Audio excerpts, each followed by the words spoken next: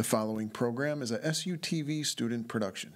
The views expressed are not necessarily those of Salisbury University, the University System of Maryland, its regents, administration, officers, employees, or representatives. Such as Vice President of Student Affairs, Dr. Dane And they, because some of them weren't seniors, so they were. It's a local opportunity for those who are financially dependent. Currently, catchphrase at Salisbury University.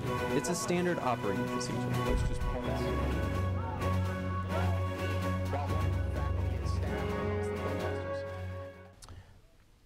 Good evening and welcome to SUTV Evening News. We begin tonight's broadcast with developments in the ongoing situation regarding the fire service agreement between the City of Salisbury and Wacomico County. At this week's Neighborhood Roundtable, SFD Chief Rick Hoppus spoke about some of the options that the city has laid out for the county and made claims that the county has given the city no feedback on the city's proposals. For more on this, we go to SUTV's Caitlin Cleveland. It will require some legislative action. The city taxpayers are funding provision of services to everywhere in pink at a rate that's just not equitable for the city. This has been a long-standing issue between the City of Salisbury and Wacomico County for a number of years. There has not been a ratified fire service agreement in Wacomico County since December of 2010.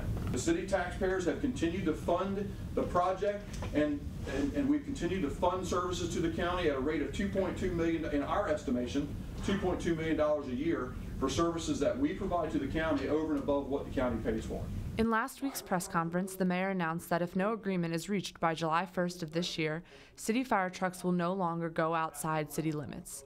Since then, the mayor's office and the fire chief have discussed a gradual drawback of services as opposed to the originally announced complete end of fire services. We spoke to Fire Chief Rick Hoppus about the issue. We measure our performance to a high degree and then look at geographical travel distances, how fast can we get to our fire district, and we measure all of those things, and we believe we're in the best position to do that. As it relates to how other counties would respond in here, it's really not something under our purview, but we would guess, based on geographical location, that it would be a higher rate, a higher time that it would take. As your fire chief, I don't want to see this. This is not an option I want to even talk about, because I am committed. I raised my hand, took an oath to protect the people of Salisbury Fire District. Morally and ethically, I'm challenged, right? However, something has to be done to remedy the situation, because the city taxpayers cannot continue to hold that burden. They can't. As painful as it is, something has to happen. From downtown Salisbury, this is Caitlin Cleveland. And according to the city code, a change in the fire service area would require city approval. SUTV News has reached out to a number of city council members who have told us that for a number of reasons they cannot see themselves voting to cut off service to the county. We, of course, will continue to follow this story and bring you updates as they come to us. And on Friday, 2 SU students were honored by the Greater Salisbury Committee for their leadership at the university and in the community. The University of Maryland Eastern Shore and Warwick Community College also nominated 2 candidates, as the competition was open to all area institutions of higher learning. And before he spoke at the Greater Salisbury Committee banquet, Governor Hogan took a tour of downtown Salisbury with Mayor Ireton for the first outdoor third Friday of the year. Governor Hogan talked to vendors and shop owners in the downtown plaza for about an hour. This as the city continues its efforts to revitalize the downtown area. And we'll be back with sports after this commercial break. Yo, check out this chef, right? Right? That's so gay. That's really gay. Dude, look at those hands. Please don't say that. What? Don't say that something is gay when you mean that something is dumb or stupid. It's insulting. It's like if I thought this pepper shaker was stupid and I said, man, this pepper shaker is so 16-year-old boy with a cheesy mustache. Just saying. When you say that's so gay, do you realize what you say? Knock it off. Hi, my name's CJ. A few years ago, my father became seriously ill.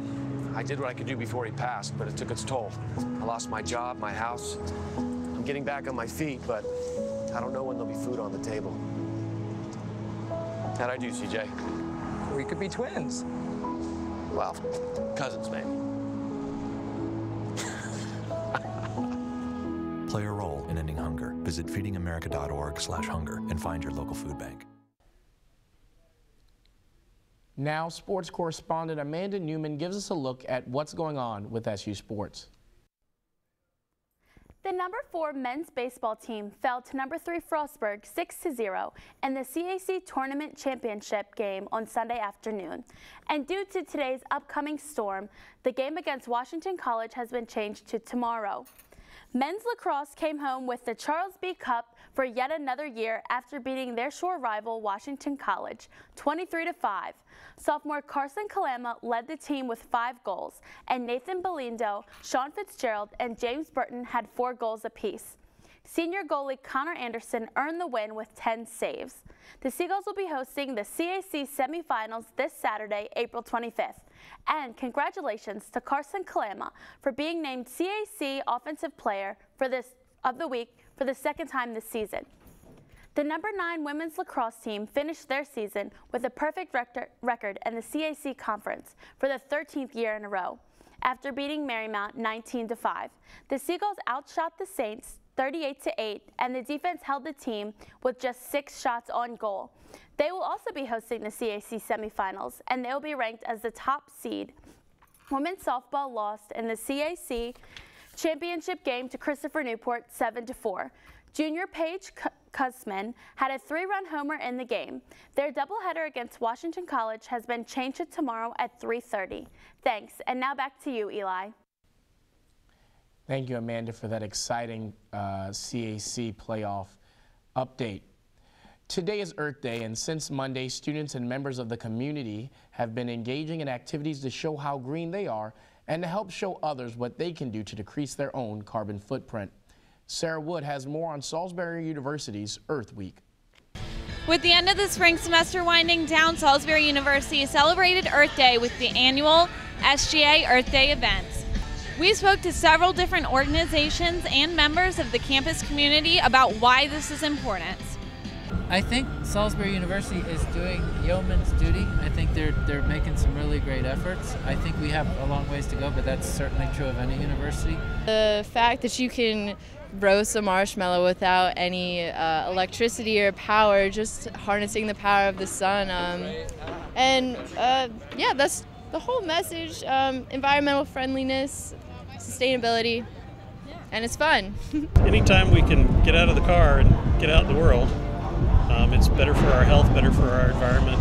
Anytime we can recycle, reuse, repeat, it's better rather than use and throw. The ecosystem interacts, like everything interacts, and everything's really important. So, if we want to help the global environment, you got to do every little step they can help. And like they say, individual steps don't matter, but I think if you stop eating meat or like recycle or stuff like that, those big things can really add up. And we kind of want to see like where Salisbury is so that they can continue to improve the community and things can just get better from there, because sustainable is really important. Remember that what Earth Day is about, that it is time to kind of look at what we can do personally and how we might change some of our habits, and don't forget that our habits contribute to the betterment of everyone, including our campus, city, and the world in general. So hopefully with events like this and other things that we do as outreach, this will build on campus. We know we're not going to reach everybody, but we're going to keep trying anyway. For SUTV News, I'm Sarah Wood. And on Thursday, student organizations and Greek life come together with the entire student body for the annual Recycle Madness. Now Allison Haley gives us a look at some events of the past with Today in History. This week on Today in History, we'll be taking a look at major events specific to the United States, the state of Maryland, and Salisbury University. On April 22, 1970, the very first Earth Day was held internationally in an attempt to conserve natural resources. Founder Gaylord Nelson had the idea of spreading awareness and consciousness of environmental protection and hazards, such as pollution, after the Santa Barbara oil spill in 1969.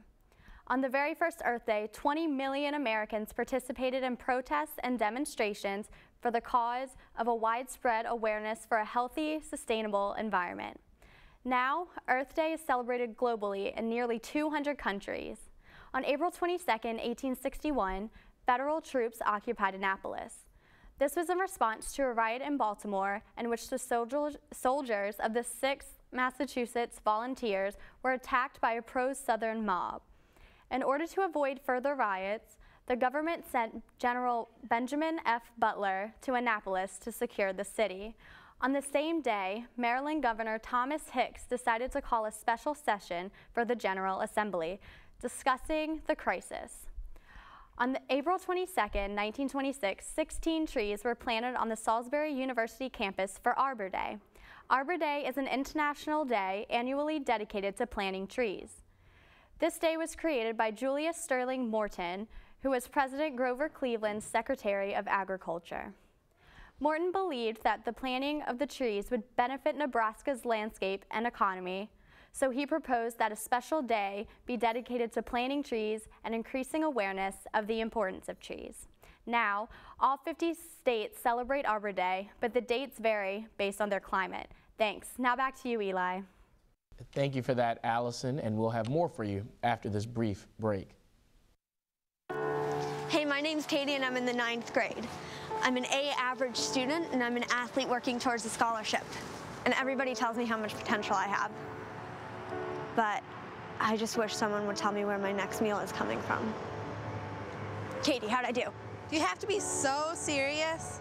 Well, I mean, I did like a crazy dance in a movie if you want me to like, you know, do a little, no. Play a role in ending hunger. Visit feedingamerica.org/hunger and find your local food bank. At shelters, you'll discover healthy and loving animals just waiting to become a part of your family. Why wait? You can make a difference in the life of an animal. A person is the best thing to happen to a shelter pet. Be that person and adopt your new best friend today. To find out more, visit theshelterpetproject.org. Every semester, students from around the world come to Salisbury University to study in their given field. Tonight, Brooke Reese tells us about one of those students and her experience here in Salisbury. Kate Galbraith is a foreign exchange student from the University of Stirling in Scotland. She sat down with me to speak about the challenges she's faced in the classroom this semester, as well as what she misses about her home in Glasgow.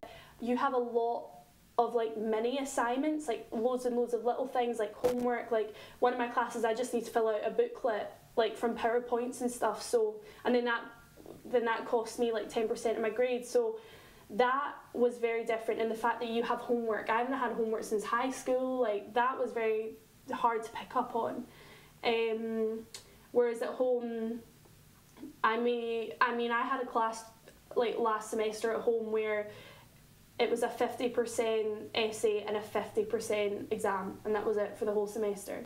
So you think at home you actually have a lot more time to do something, whereas here you're constantly busy, constantly doing work, which is actually really good. I felt in this semester I have learned an incredible amount more than I've ever learned in my 3 years at Stirling. I miss chocolate because it's so much better at home than it is here. When my boyfriend came out, he actually bought me like loads of packets of chocolate and I ate them within like the first 2 weeks. And then, but definitely friends and family, 100%. Like, although, I mean, that's always going to be, there's always going to be that level of homesickness because of that, but you always know that you are going back. It's not as if you're here forever. So I think that makes you want to make the most of it. And when you see at home how proud everyone is and how jealous everyone is that they don't have this opportunity, it makes you strive to do better, and it makes you want to kind of say, you know what, like I have been given this opportunity and I may as well make the most of it because it's not going to last very long. At home, you hardly see anyone wearing a University of Stirling sweatshirt, a t-shirt, nothing like that. 1 in 1,000 people, I would say. Here, every second person is wearing a Salisbury t-shirt, a Salisbury jacket, a Salisbury bag, a Salisbury cup. Like, so there's that team spirit, which I would say, I would go home and be like, that is what it's like. See, when you see that in the movies, that is what it's like, which is what I love, because it makes you really appreciate going to college, and it makes you can look back and be like, yeah, I was part of that.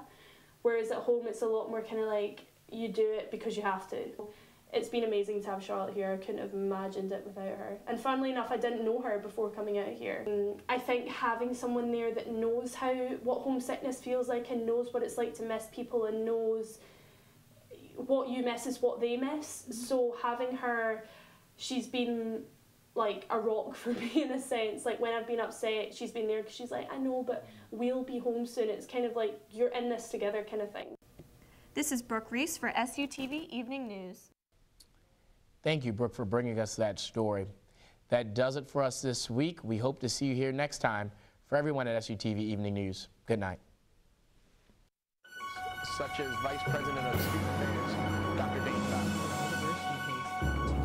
From there, because some of them are seniors, so they were. It's a local opportunity for those who are financially dependent. Currently, Catchphrase at Salisbury University. It's a standard operating procedure. Let's just pause.